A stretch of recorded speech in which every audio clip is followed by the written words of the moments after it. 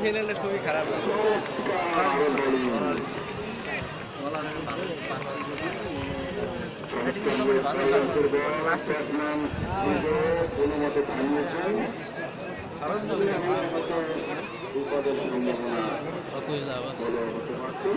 মোর তো একটা গেছে ফাইনালে, আমারও একটা দল গেছে ফাইনালে। চলক যে আজ সিরামিস দল হয়েছে না ফাইনালে, আর ফাইনাল যেতে পারতেছে না, একটা সমস্যা হয়েছে দিলে